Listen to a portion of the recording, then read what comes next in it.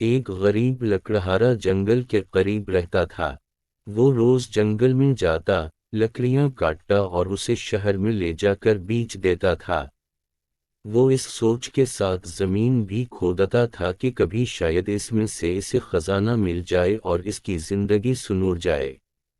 اسی امید کے ساتھ وہ روزانہ اپنے ساتھ جنگل میں بیلچہ اور کلہاڑی بھی لے کر بھی جاتا تھا۔ ایک دن خزانے کی تلاش میں زمین کھودنے لگا۔ اچانک اسے ایک بہت بڑی دیگ نظر آئی۔ وہ اس دیگ کو دیکھ کر بہت خوش ہوا اور دل ہی دل میں سوچنے لگا، لگتا ہے کہ اس دیگ کے اندر کوئی خزانہ چھپا ہوا ہے۔ جبھی تو اسے کسی نے جنگل میں درخت کے پاس زمین کھود کر دبایا ہوا ہے۔ وہ خوشی خوشی دیگ کی طرف بڑھا تاکہ اس کے اندر ہاتھ ڈال کر خزانے کو دیکھ سکے۔ اس نے جب دیگ میں ہاتھ ڈالا تو اسے پتا چلا کہ دیگ اندر سے بالکل خالی تھی۔ اس نے غصے میں دیگ اٹھا کر درخت کے پیچھے رکھ دی۔ کچھ دیر وہ خزانے کی تلاش میں زمین کھودتا رہا، لیکن اس کے ہاتھ کچھ نہ آیا۔ اس نے غصے میں کلہاڑی اٹھا کر درخت کے پاس پھینک دی اور تھک ہار کر درخت کے قریب بیٹھ گیا۔ اچانک اس کی نظر دیگ پر پڑی۔ اس نے دیکھا کہ وہ کلہاڑی اس دیگ میں جاگری تھی اور اب دیگ میں 100 کلہاڑیاں موجود تھیں۔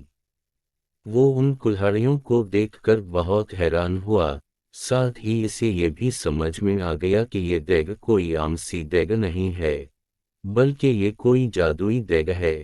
جبھی تو اس کی ایک کلہاڑی 100 میں تبدیل ہو گئی ہیں۔ وہ خوشی خوشی اس دیگ کو اٹھا کر گھر میں لے آیا۔ لکڑہارے نے اس دیگ کو ایک کمرے میں چھپا دیا۔ رات کے وقت اس نے جادوئی دیگ کو دوبارہ آزمانے کے لیے اس میں آم ڈالا۔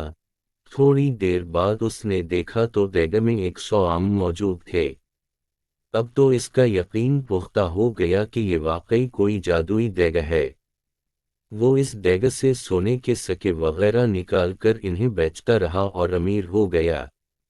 امیر ہونے کے بعد وہ دوسرے غریبوں کی مدد کرتا تھا۔ اس کے پاس اگر کوئی غریب شخص آتا تھا تو وہ کبھی اسے خالی ہاتھ نہیں لوٹاتا تھا۔ یہی وجہ ہے کہ وہ ملک بھر میں اپنی سخاوت کی وجہ سے مشہور ہو گیا۔